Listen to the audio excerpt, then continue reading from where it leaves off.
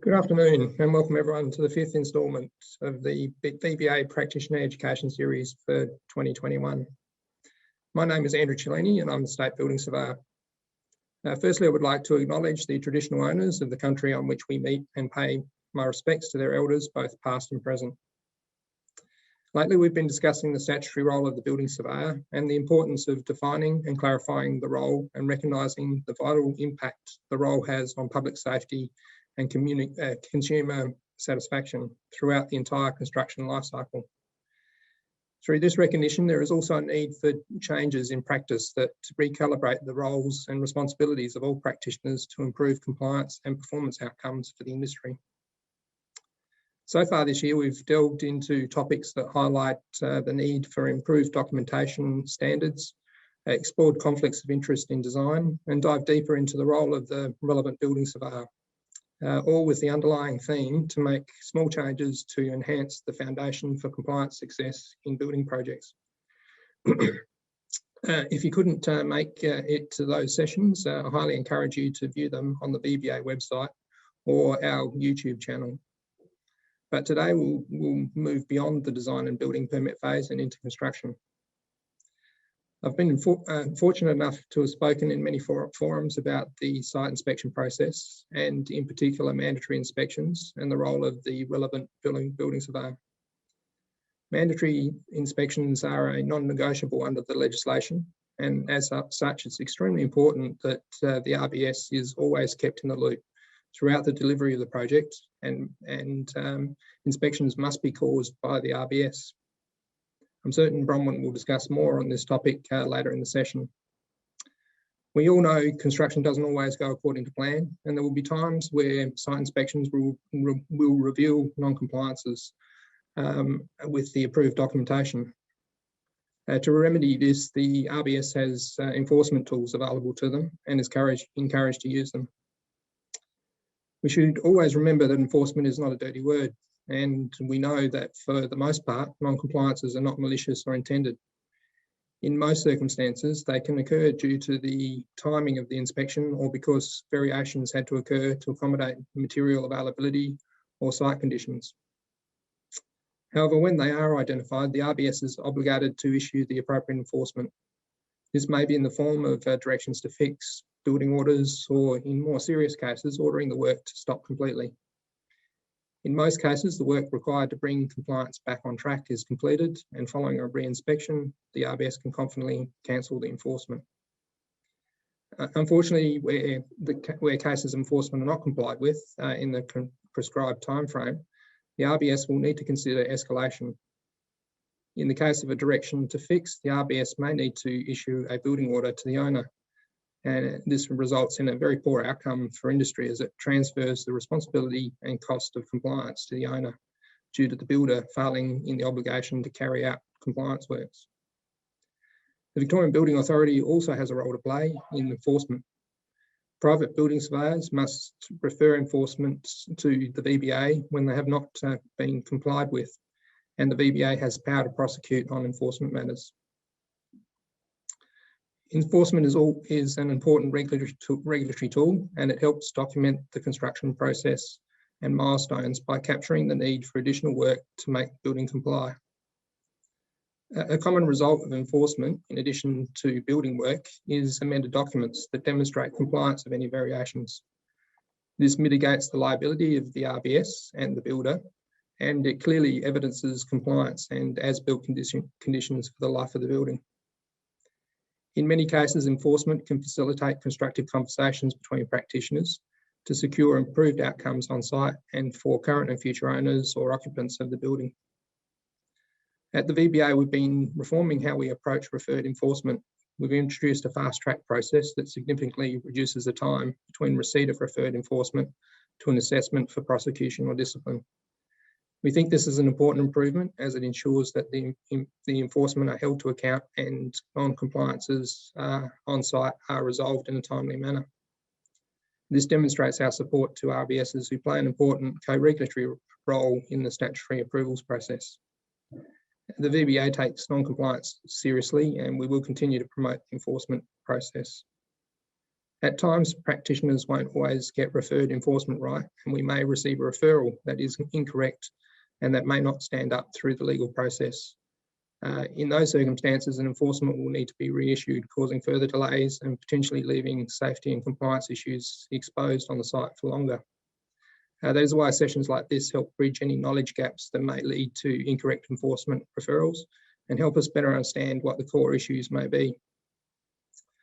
So we do look forward to your questions that will inform our understanding of where the industry is at.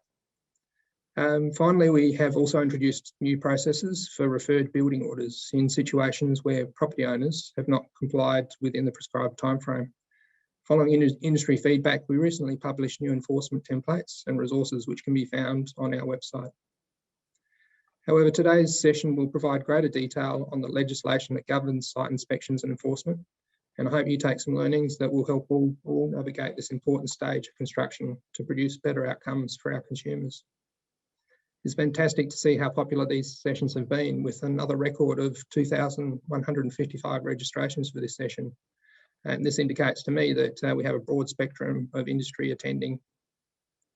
I look forward to reviewing some of your questions later in the session, but now I'd like to introduce Bronwyn Weir, co-author of the Building Confidence Report, which is driving the current push for much needed industry reform. Thanks, Bronwyn.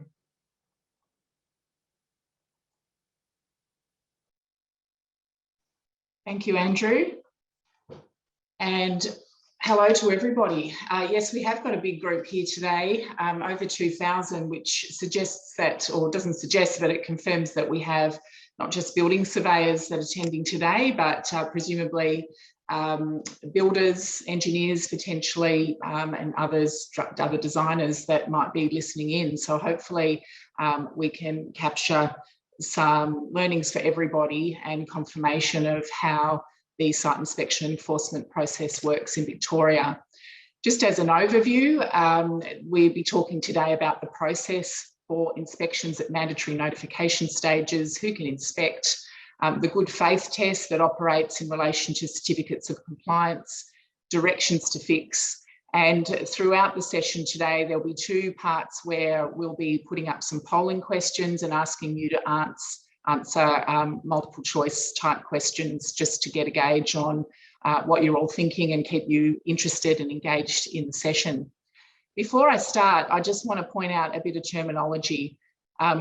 In this session, I'm going to talk about things that may occur or may be done, or decisions that may be made, and also things that must happen.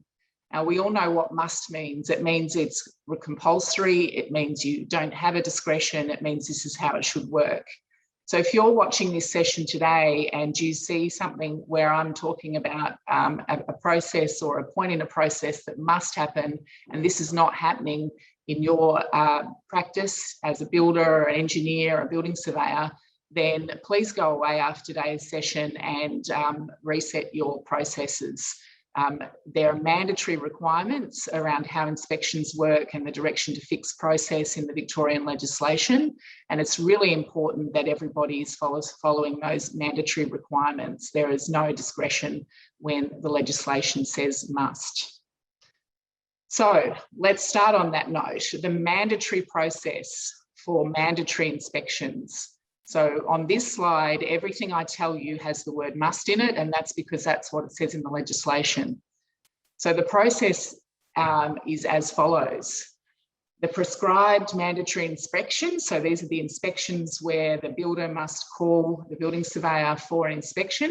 They must be listed on the building permit. So this is the starting point where the inspections that are required to be done, that are mandated, are listed on the building permit. The builder must ensure that the relevant building surveyor is notified of completion of each mandatory notification stage. So must notify on completion. On being notified, the relevant building surveyor must cause the building work to be inspected. So that's the relevant building surveyor who is arranging for that inspection.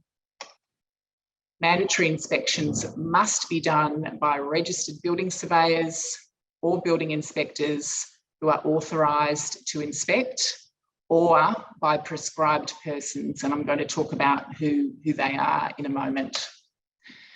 On completion of the inspections, the RBS must ensure that there is a record of the inspection containing prescribed information, and that's information that's set out in the building regulations. So they must get that report with that mandatory information in it. And finally, each month, the relevant building surveyor must provide the VBA through the BAM system with certain details about the mandatory inspections that have occurred in the month prior. Another point to note is that the VBA must the RBS, so the relevant building surveyor who's issued the permit, must notify the VBA if they are not called for the mandatory inspection.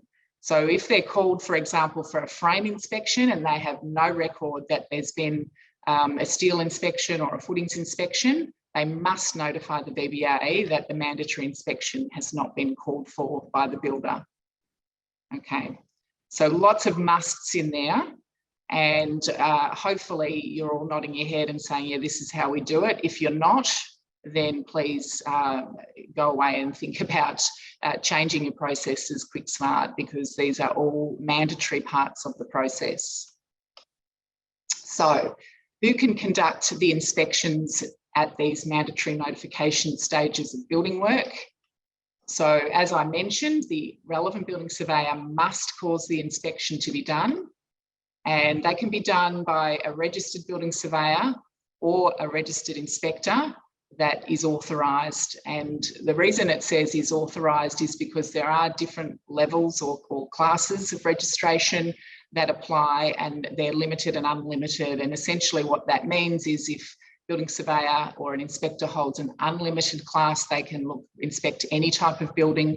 If they hold a limited class, then they are limited to inspecting simpler types of buildings like class 1s or smaller class 2 to 9 buildings. The other people that can do an inspection at a mandatory notification stage are various types of engineers that are prescribed. So in relation to structure, sewerage, or water drainage, an engineer that is registered in the class of civil engineer can undertake inspection of that work, that type of work that's listed there. Mechanical or hydraulic aspects of the work can be inspected by an engineer registered in the class mechanical. For electrical, an engineer registered in the class electrical, and any fire safety matter can be inspected by an engineer fire safety. So what's important to note about the engineers listed here is that they can only inspect those matters that are listed in the bubble. So it might be that they can only inspect some aspects of a mandatory inspection. So for example, if there's a final inspection and the relevant building surveyor decides they want the fire safety engineer to come and inspect, that fire safety engineer can only look at the fire safety matters that are relevant to that final inspection. But of course, we all know that there's a lot more that needs to be looked at a final inspection. So there would also need to be another building surveyor or building inspector or the relevant building surveyor themselves who comes and looks at those other issues outside of the fire safety matters that the fire engineer might have inspected. Who can conduct inspections at other times? So now we're talking about inspections that are not part of the mandatory inspection process, and that might occur where there's enforcement action being undertaken, or where there's perhaps been a complaint or an issue that's arisen from an adjoining owner or the owner of the property, and the relevant building surveyor wants to have the property inspected. So in these situations where we're not in a mandatory notification stage, what's important to know is that the Act actually prohibits any person who is not registered as a building inspector from representing or implying that they are able to carry out the work. So essentially what that means is you can't go and do an inspection of building work unless you're a registered building inspector. I've highlighted a couple of words there from the section which says that you have to be registered and able to carry out the work of a kind authorised by that category or class of registration. Now, where we go to find out what is authorised, so what is it that a registered building inspector is allowed to do, is in Schedule 11 of the building regulations. And in there, it says that the things that they're authorised to do, this is the building inspector. So I'm not talking about engineers here or building surveyors, just registered building inspectors. The things that they're authorised to do when they hold registration is inspect at the request of the relevant building surveyor, issue oral directions to fix if they've been authorised to do so by the relevant building surveyor, and issue certificates of compliance for the work that they have personally inspected. So basically what this slide says is, if you're being asked or requested by the relevant building surveyor to do an inspection, you must be a registered inspector, and that means that you must be registered to do these other types of inspections if you're doing them at the request of the relevant building surveyor. Okay, so when could somebody who's not a registered inspector inspect? And again, I'm just talking about the inspector category. I'm not talking about engineers or building surveyors. So when could you have an unregistered person do an inspection? In very few situations. So firstly, if they're being physically supervised. So if you're training somebody to get the experience that they need to become registered, of course they can come to site and they can shadow a registered inspector or building surveyor to learn how to do inspections. So if they're being physically supervised, they can attend site and inspect with somebody who's registered. They can inspect if they're working for a public service or a public authority, as I mentioned. And they can also inspect if they're not doing inspections that are requested by the relevant building surveyor. Okay, so it's pretty hard to think of a situation where a building permit's been issued and an inspector would not be going at the request of a building surveyor. But certainly there might be, for example, the VBA's proactive inspection program or a cladding inspection being conducted by the VBA where that's not an inspection being requested by a relevant building surveyor, and that means that those inspectors don't require registration.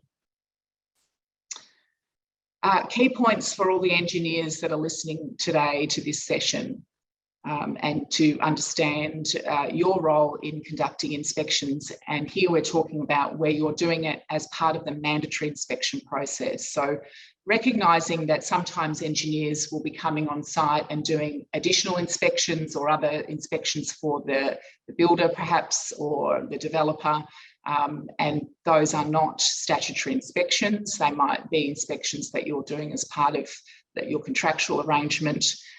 So here now I'm talking about where you are going out and doing an inspection that is part of the mandatory inspection process. Firstly, you can only inspect the prescribed matters, and you need to hold that class of registration that matches those prescribed matters, which I had in that earlier slide in the bubbles there.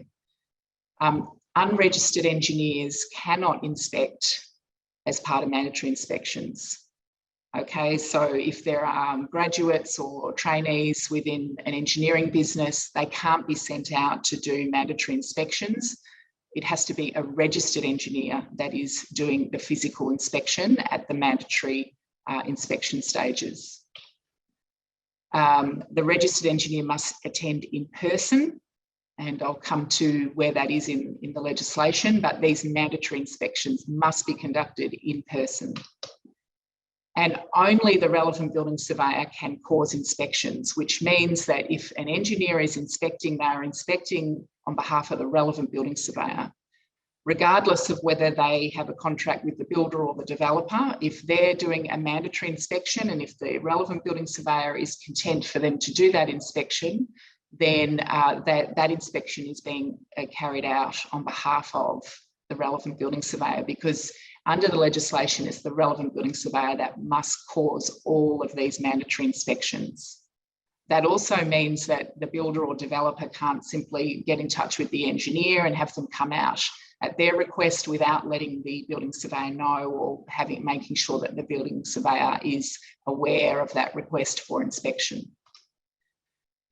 In relation to Section 238 certificates of compliance that engineers often issue for these mandatory inspections, they don't have to issue those, but it's really up to a building surveyor as to whether they are going to request a Section 238 certificate be issued in relation to the inspection by the engineer.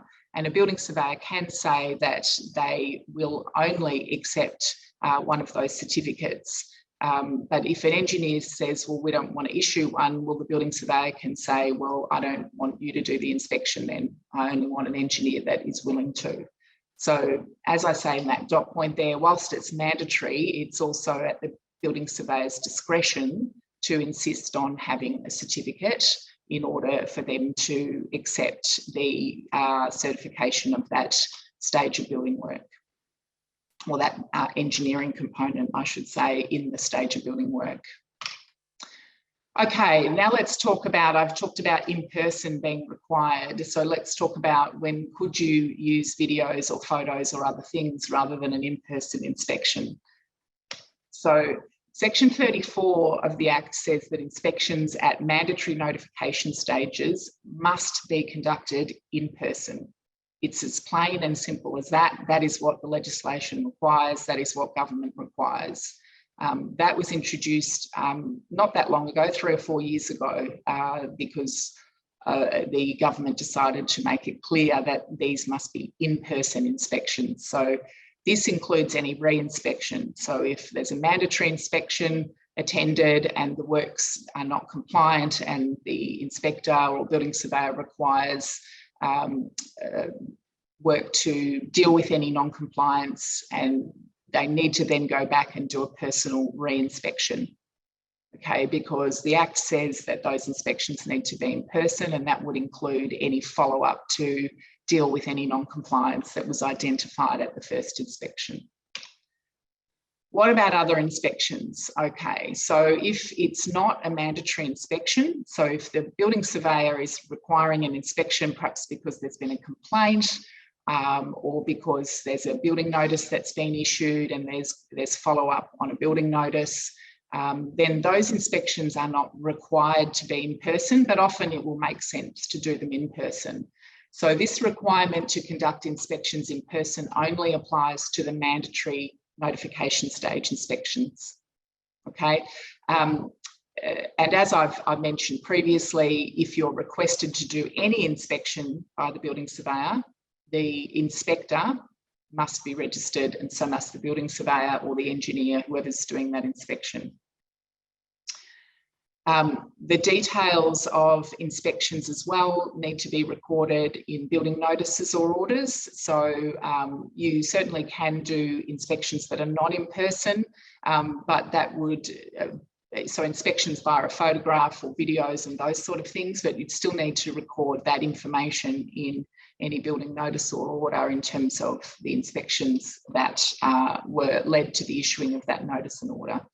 As I said, it would be unusual, and usually in-person inspections would be done to check things, but it's pretty rare that you can simply use photographs or videos that are taken by somebody who's not doing an in-person inspection. And on that point, I'm not saying that you shouldn't use photos or video at all. What I'm saying is that it's that you cannot do that in lieu of a personal in-person inspection. So even when a registered building surveyor or inspector or an engineer are doing that prescribed work inspection is going out, of course they can take photographs and videos of their inspection, and that may be included in the report back to the relevant building surveyor. So I'm not saying you can't take them, I'm just saying that the Act requires in-person inspections rather than perhaps the builder or an owner sending through photographs or video of the work as a means of having an inspection stage approved. What other considerations should be given when the building surveyor is causing the mandatory inspection to take place? And this is in part about managing risk and about the sorts of things that good practice building surveyors should be looking at when they are arranging for these inspections to be done on their behalf. So they should be thinking not just, of course, is the person registered, because as I've said, it's mandatory, they must be, but also do they have the experience to be conducting this inspection? And really this should be thought about, because whoever's doing the inspection for the building surveyor is really, the building surveyor still remains responsible. So it's important that the building surveyor is aware of who's doing the inspection and that they have sufficient experience to be able to do that inspection. And simply holding registration might not be enough if, for example, that registered person's only ever done class 1 and 10 inspections, and now they're being asked to look at a more complex class 2 or 3 building. The building surveyor should also think about whether the person doing the inspection might have a conflict of interest or be in some way compromised by doing an impartial and independent inspection of the work. They should also think about what do you want to see in the inspection report from the inspector. So I've mentioned already that there are prescribed matters that must go in an inspection report for every inspection that is collected by the relevant building surveyor. But it's also possible for the building surveyor to ask for photographs or other material or documentation, maybe a checklist that they would like the inspector, the person inspecting to use, or something like that, and they should be managing that with the inspectors that they arrange to do those inspections to ensure they get a report that they're satisfied with. They should also have some way of checking and oversighting the inspections, and that doesn't mean that the relevant building surveyor has to go to site, but they really should be comfortable that the inspector is discharging that responsibility properly. And they might want to occasionally go out with them or follow up an inspection that they've done to make sure that they're satisfied that the inspector's picking up all of any potential issues on site. So it's not simply enough to set and forget, because the building surveyor has the ultimate responsibility for all of these inspections. They should be thinking about how to make sure and quality control those inspection processes. And finally, there should be a clear understanding between the relevant building surveyor and the person carrying out the inspection of what is expected if there are non-compliances. So we'll talk in a minute about the direction to fix process and how that's activated. But if the building surveyor is wanting the person inspecting to issue oral directions under that process, they need to authorise it. And so there might well be, or there should definitely be a discussion with those people carrying out inspections about, what is expected if they find something, communicating that back to the building surveyor so that they're well aware of how that's been managed on site and to resolve any non-compliances. I'll just talk for a minute about Section 238 compliance certificates. So as most of you will know, under the legislation, a compliance certificate can be issued for design, but also for building work. And so in the context of today's presentation, we're talking about certificates that are issued after an inspection, which certify that the work inspected is compliant. So they can be issued by any prescribed person for prescribed types of work. And essentially that matches up with the prescribed people that can do the mandatory inspections that we discussed in the earlier slide. So it's the building surveyor and inspector, or those classes of engineer who can issue these certificates for those types of work related to that engineering class. The form that must be used is the approved form. So the building surveyor needs to make sure that the right form has been used and that it's been completed. And if they do that, the building surveyor does get immunity. So this is a really important liability tool for building surveyors. But what it says in Section 128 is that the building surveyor appointed to issue the building permit is not liable for anything done or omitted to be done in good faith in reliance on a certificate given by a practitioner under section 238. And the key words there are in good faith. So this is not a paper shuffling exercise where the building surveyor just gets to collect 238 certificates and put them in the file. They must actually do a little bit more than that in order to achieve, be eligible for the immunity if something has been missed during that inspection. So what does relying on a certificate in good faith mean? I've got there two cases. The Toomey case from 2001 was the first case that I'm aware of where the courts looked at this issue and made some commentary about what it means to rely in good faith on a certificate. More recently, in fact, just earlier this year, there was a VCAT decision which referred to and confirmed the things that were said in the Toomey case. So if you have a special interest in this, I recommend looking at those two cases.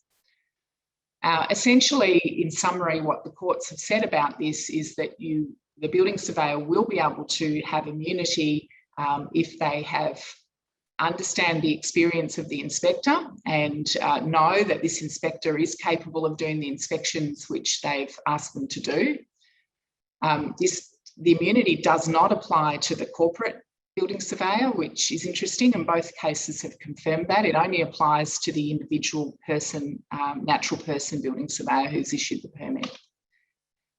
Is the certificate properly completed? So in the Toomey case, one of the issues was that the certificate wasn't filled out correctly or at all, and the court said, well, you haven't accepted that in good faith because it hasn't been completed properly.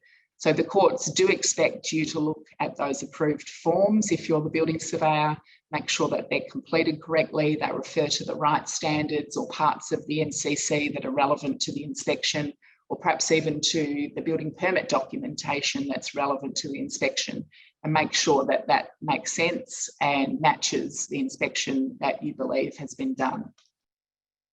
You also need to be sure that the inspections are being conducted properly. And in the Toomey case, again, one of the things the court said was that the building surveyor had no oversight over the inspections that were being done by that inspector, hadn't given them any instructions, checklists or other guidance around what they expected, and therefore couldn't rely on the certificate.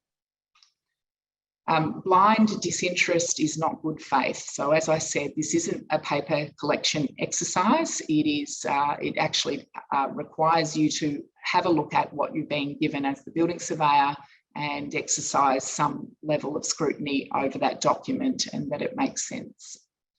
Any obvious deficiencies in the documents that you find must be addressed. So if you do find that there's a reference to incorrect standards or no standards, or the wrong permit document, or it's got the wrong property address on it, you have to deal with that and have it corrected in order to later rely on that immunity.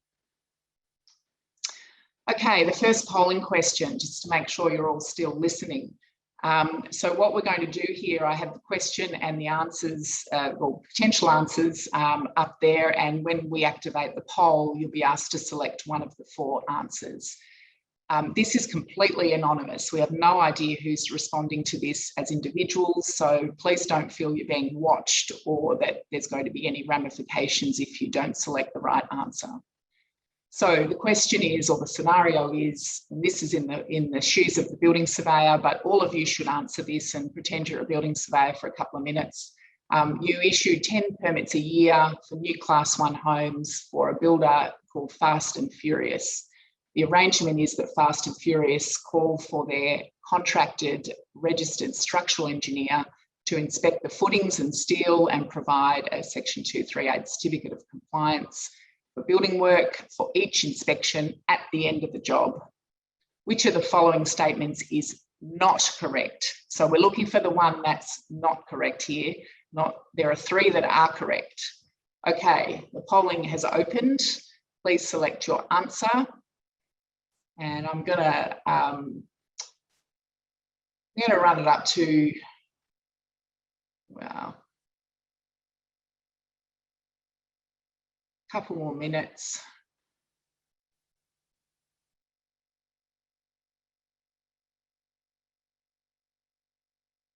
We're getting up around 400 responses. I'll let it keep going.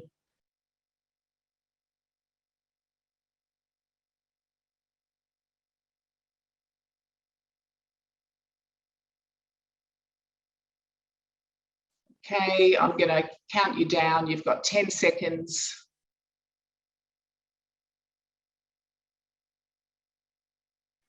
3, 2, 1. Okay, we had about 700 responses there. So 53% of you have answered A, 9% answered B, 20% answered C, and 18% answered D. The correct answer is answer A. So as I said, which of these statements is not correct? It is not correct to say there is no problem with this arrangement. And that's because, firstly, the certificate needs to be given at the time of the inspection, not at the end of the job, together with, of course, the report that has the mandatory prescribed information in it. Secondly, it's not right, the scenario is not right because the builder must call the relevant building surveyor. They can't go directly to the engineer to arrange inspections, okay? The Act requires, as I mentioned way back on the first slide, the builder must notify the building surveyor, and if they don't, the building surveyor must notify the VBA. So you can't contact the engineer directly and leave the building surveyor out of the loop for these inspections. And the builder should not be using their own contractor. So that's also something that shouldn't be occurring here. Potentially there's a conflict of interest there. And as I said, when the engineer inspects, they're inspecting on behalf of the building surveyor. Okay, so that's the first polling question. Let's move to the next slide. Whoops, the next polling question. Okay, so again, we'll put up the poll in a moment. So I am the building surveyor for a single-storey private aged care building, privately owned. The only available registered inspector I can find to do the final is a building inspector unlimited, but I know they don't have much experience in inspecting Class 9Cs. So which is the most appropriate response here from these options?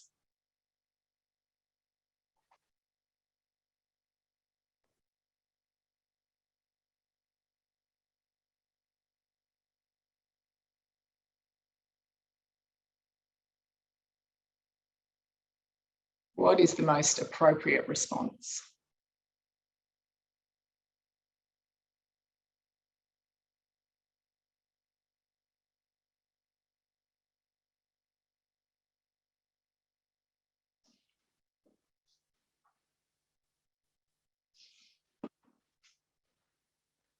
Okay, we're getting up quickly to over 600 responses, so I'm going to count it down. 10,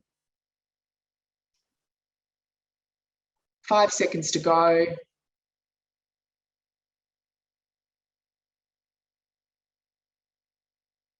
And I'm going to end the polling. We've got just over nearly 800 responses there. Okay, so 8% of you answered A.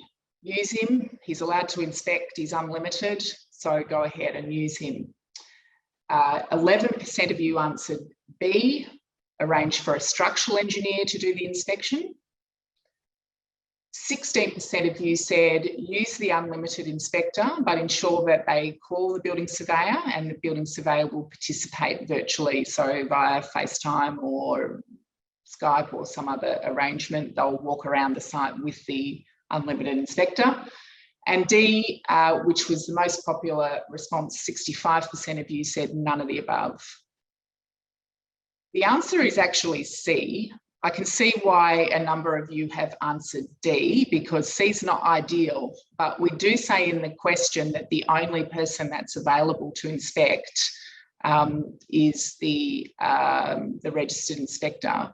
So, and you do need to conduct an inspection. Now, some of you might have thought, oh, well, I'll do it myself. That wasn't one of the options there. So of the options that you were given, C was the answer. And so the idea here being that, yes, of course, they can inspect technically they can, because they're an unlimited inspector, so they can inspect any class of work. And so that's why some of you might have answered A. But the problem is, as I mentioned earlier, that from a risk management point of view, and for you to be able to rely in good faith on what they give you, you really shouldn't let them go unassisted, because you know that they don't have the experience. So C is quite a good compromise, because you can be involved in the inspection virtually. Presumably you can't get there in person, and you can do the inspection with them. You can make sure that they're checking things. You can ask them to go and look at things, and you can be there with them virtually. So this is a way where potentially you can use sort of virtual technology with inspections, but attend with a registered inspector that's there in person, and that meets the requirement of the legislation. But for those 65% of you that answered none of the above, I can see why.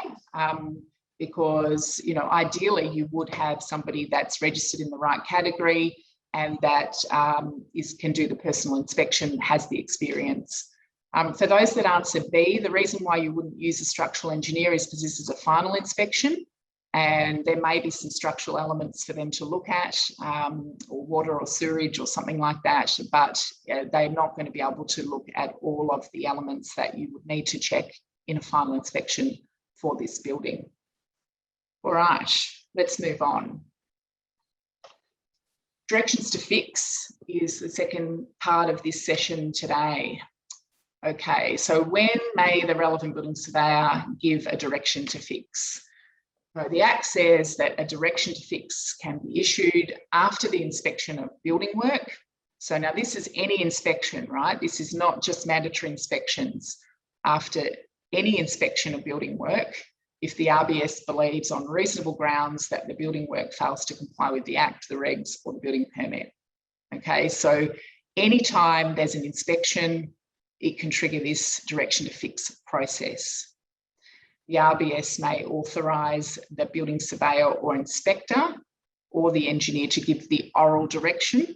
So there's two types of directions, an oral and a written. You can allow the inspectors that you're causing to do the inspections to issue the oral directions. Only an RBS can issue a written direction. So there'd need to be communication back to the relevant building surveyor, and they arrange for the written direction if in fact it progresses to a written direction. There is a practice note which is quite lengthy and helpful on directions to fix, and that's practice note 70. When should the RBS not give a direction to fix?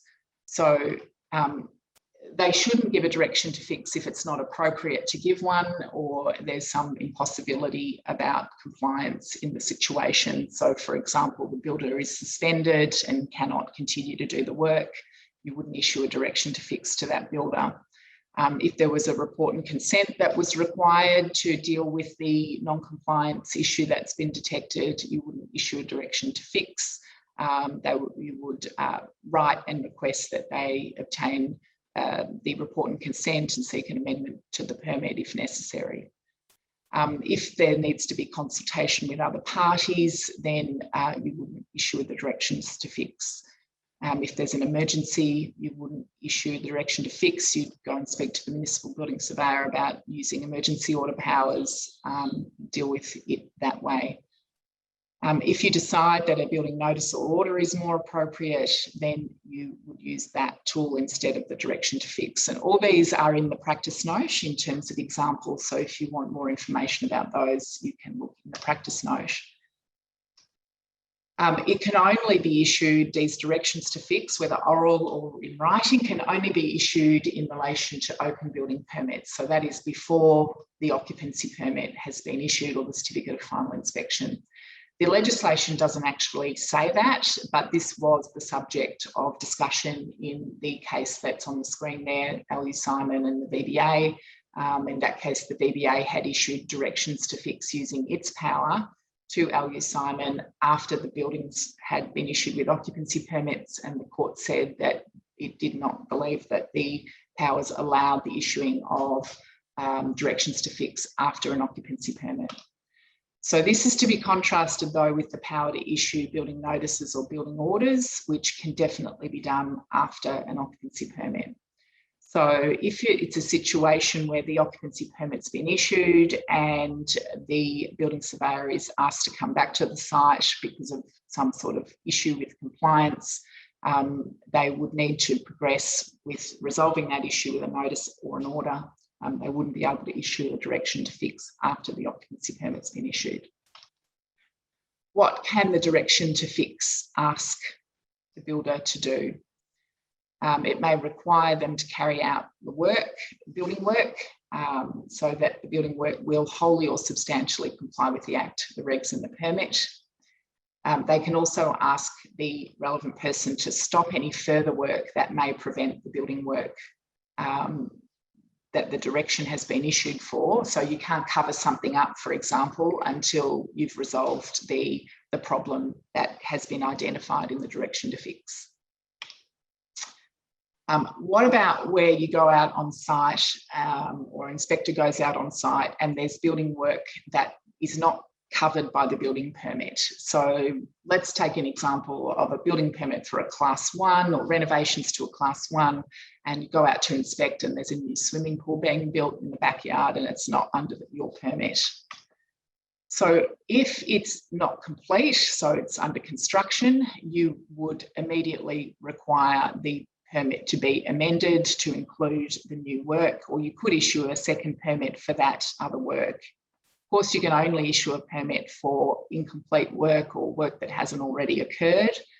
And the reason why I say that the relevant building surveyor should be doing that is because section 79.3 essentially says that once you're appointed the RBS, you are the RBS for the building or building work. And therefore, my view is that you should be sorting this out by requiring a new building permit or an amendment to include this new work to the extent that it's not complete, and bring it within your ability to issue the direction to fix if in fact one is required for that work. If the work's already complete, well, you may not even know if it's complete, but if it's essentially complete, then you can't issue a building permit for it, but you should be reporting it to the Municipal Building Surveyor or the Victorian Building Authority for them to take action for the carrying out of building work without a building permit. Just to look now at the difference between the oral and the written direction to fix. So the oral direction to fix is issued where their non-compliance is able to be rectified quite quickly. And that's because any oral direction to fix can only allow 7 days for the work to be carried out. So really you'd only be issuing an oral direction to fix where you think that work can be done quite quickly within 7 days. If it's not completed within 7 days, then the building surveyor must issue a written direction to fix.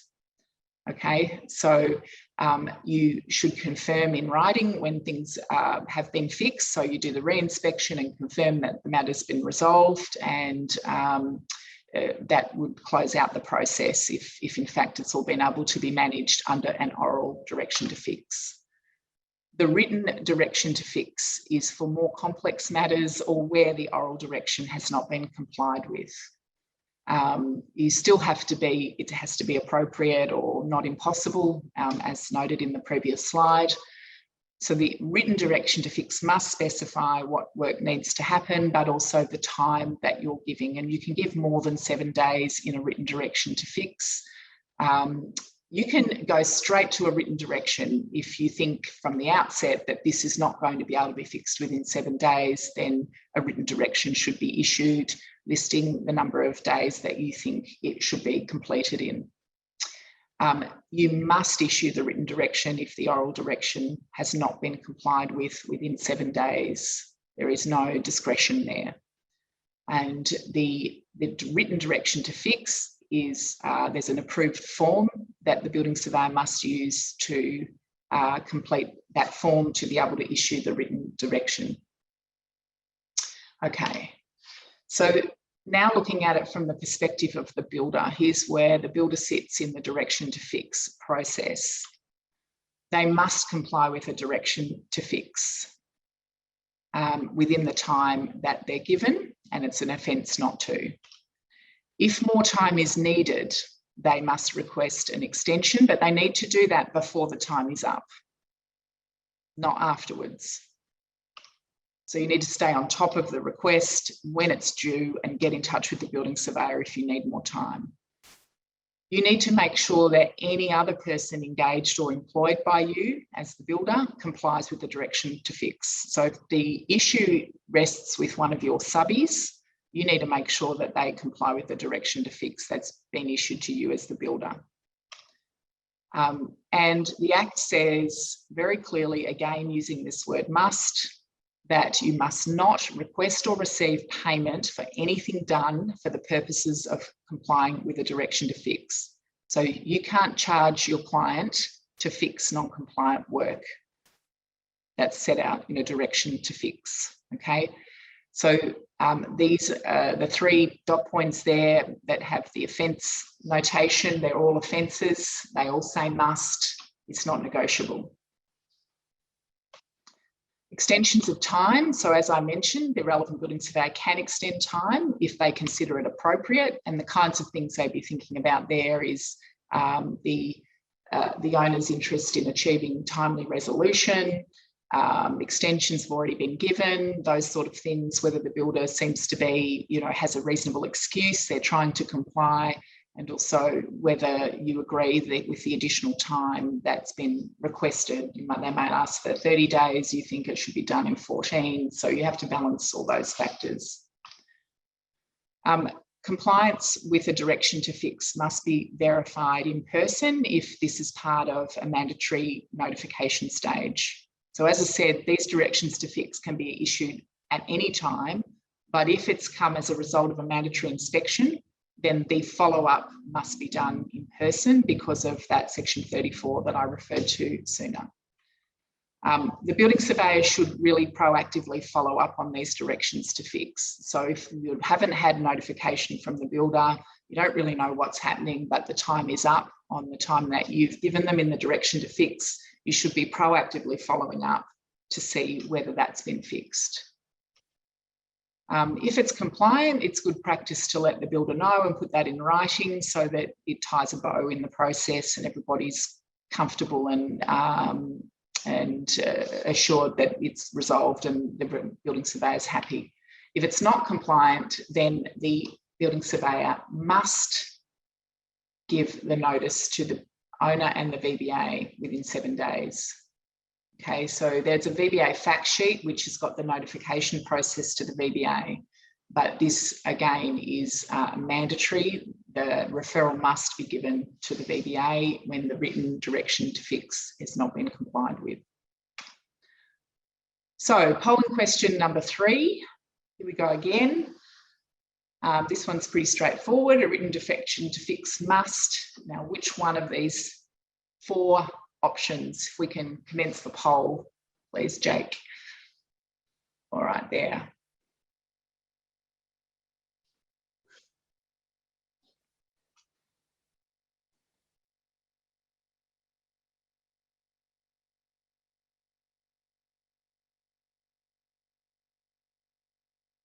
Okay, because we're close to running out of time, I'm going to shut this poll down in 10.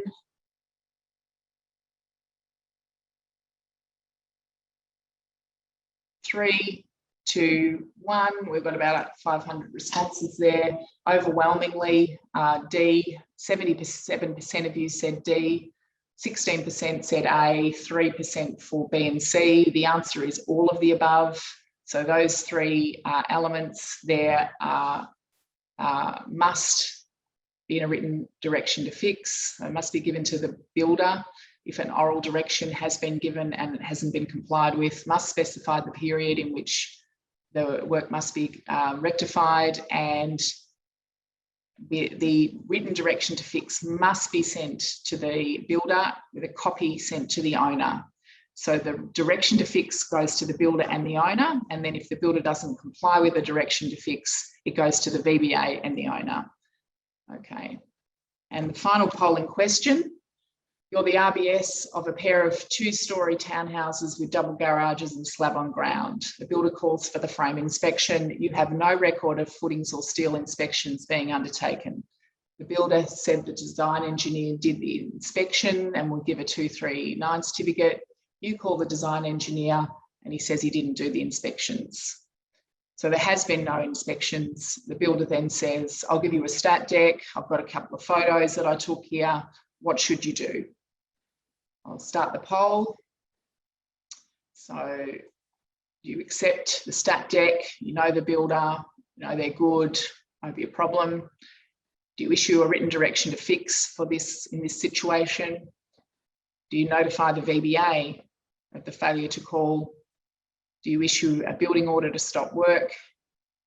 Do you issue a building notice asking them to show cause? Or do you do all of C, D and E above? I'm going to count it down, 10 seconds.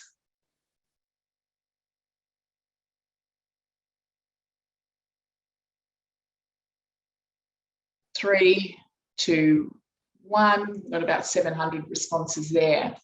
83% of you says we do C, D and E. That's the correct answer there. So you would notify the VBA because you must. You would issue a building order to stop the work. So don't keep going, we have to resolve this issue. And then you would issue a building notice asking the owner to show cause why they shouldn't demolish the slab, and therefore, demonstrate why the slab can stay and that it's compliant. Now, whilst that has to be issued to the owner, that doesn't mean the builder's off the hook. The answer is not to issue the direction to fix, because actually the problem is not being notified. You don't know that it's non-compliant at this point. And certainly the answer is not to accept a stat deck from the builder and move on. So we had, no one said A, thank goodness. 1% said B, 11% C, 2% D, 2% E, and 83% of you said F, which was the correct answer. That concludes. We might have a couple of minutes for some questions, Andrew. Thanks, Bron. Yeah, really good presentation. Heaps of questions. I apologise to everyone that we haven't got much time for questions, but I think we might actually have a think about either having another session to address some of them, because I think there's a theme with engineers and their inspections and how that all works. So there does seem to be, and I assume we've got a lot of engineers on the line that are asking some of those questions. I think it's definitely an area that we need to delve more into. So for those that do need to leave, thank you for your attendance, and please complete the survey when it comes through. For those that can hang on for another 5 minutes, we might just try and tackle a few questions. So I've got a question in regards to the poll question 2, that the answer was nominated as C, but earlier it was mentioned that an inspection must be in person and not virtual. And I'm happy to sort of take a punt at that one, Bronwyn, because we obviously at the VBA produced a guideline on remote video inspections too, and that was around the COVID restrictions, and potentially if we were in lockdown for an extended period, what the opportunity was to look at virtual. I think, as Bronwyn sort of pointed out, it is a bit of a confusing one in regards to the requirement under the legislation for it to be in person, but that's really addressed by the practitioner being a registered practitioner. But we've got a sort of conflicting requirement that the RBS must ensure that the practitioner is appropriately qualified, so the registration tackles that part, but experienced as well. And so then it's really up to the RBS to determine whether the virtual inspection component bridges that gap, that they can basically satisfy themselves that that the inspection has been completed to an appropriate standard. They can guide through. So we'd suggest if you did do that, you use that guideline that sort of manages the potential risks around a virtual inspection. So I think it's not a black and white answer. It's really up to the discretion of the RBS to satisfy themselves that that bridges that gap. Do you agree with that, Bronwyn? Yep, I think that's right. And that was what was really intended by that question, to highlight this issue of experience, and that you really need to put something in place to manage that if you know for a fact that the person you want to use, it doesn't quite have the experience for this type of building. So that was the purpose of the question, really, to draw out this issue of how you might deal with it. And I think that that's one way of bridging that gap, by having you present virtually. So you still satisfy that requirement in the Act for the in-person inspection by a registered person, but you're dealing with that risk issue by doing the virtual inspection with them. I've got a question. Can you elaborate on what the word cause means? That is, if an engineer is to inspect, does the RBS call the engineer, or does the builder? So I don't think you need to be too strict with this. I think you can say that what needs to happen is we need to be sure that the building surveyor is completely in the loop at all times. So if the building surveyor is comfortable with the builder contacting the engineer as well as the building surveyor, so it might be that the builder says, engineer, I'm ready for an inspection, and that notation that they also contact the building surveyor at the same time, so the building surveyor knows that the engineer's been contacted and asked to attend. Now, if the building surveyor had some concern, didn't want that engineer looking at it, wasn't happy with that engineer, they would need to speak up, and hopefully there would have been a discussion before this happens. But the whole idea is with the building surveyor's got to be in the loop. So I'm not saying that a builder couldn't contact an engineer direct, but they must make sure that the building surveyor is aware that that inspection's been called for. The other way to do it is, of course, do go to the building surveyor only and let the building surveyor contact the engineer. That too would satisfy the legislation. So we don't need to be inflexible about this. We just need to make sure the RBS knows that an inspection has been called and that they are in the loop. They know to follow up on that report if they haven't got it, and they know who's inspecting, and they're comfortable that that person's got the right expertise and so forth. Right. We've got a couple that I think would be confused about the comments on the requirements for registration and where you can operate without registration. So there was one question. So are you saying that any council staff member can conduct a mandatory inspection? I'll probably let you answer that one first, and then there was a sort of sub one. Well, they don't have to be registered, but that doesn't mean council doesn't need to be responsible about who's sending out. So, you would think that whoever gets chosen to go out or is employed to do these inspections, they may well have lots of years of experience, they just don't hold registration. So it's a matter then for that municipal building surveyor or that council around how they manage the expertise of their staff. But the Act quite clearly says they don't need to hold registration. Yeah, and I think there's other parts in the legislation that actually outline for the VBA anyway, that the VBA needs to confirm or determine that they've got adequate qualifications, experience, etc., to undertake the activity. So the registration itself is not key for those public entities because you're not sort of necessarily under the same regulatory umbrella that you're under the government, and that you're hoping that the government is actually reviewing that appropriateness for them to undertake their duties. Yep. There's a good one here, Andrew. What's the time frame for an RBS to produce the inspection report after it's been carried out? The Act doesn't actually say, it just says that there must be a report.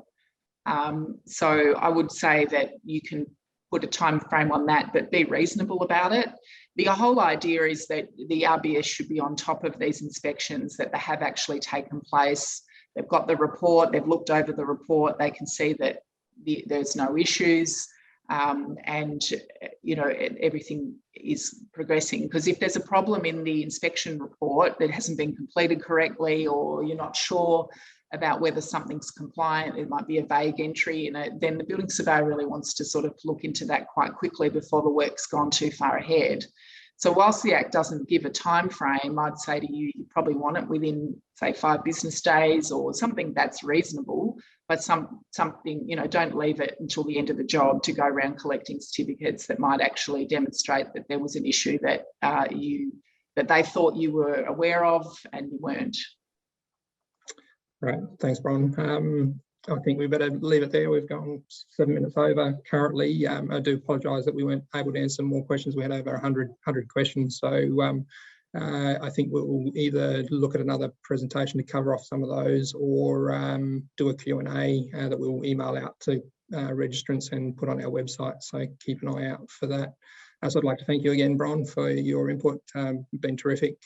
It's really good to have insights from people like you for our practitioners in the industry, and love your passion on trying to improve our industry. Thanks, Andrew. Thank you. Yeah, and thank you to all our attendees as well. Once again, if you can complete the short survey that will hopefully pop up after this. Thanks once again, and good afternoon.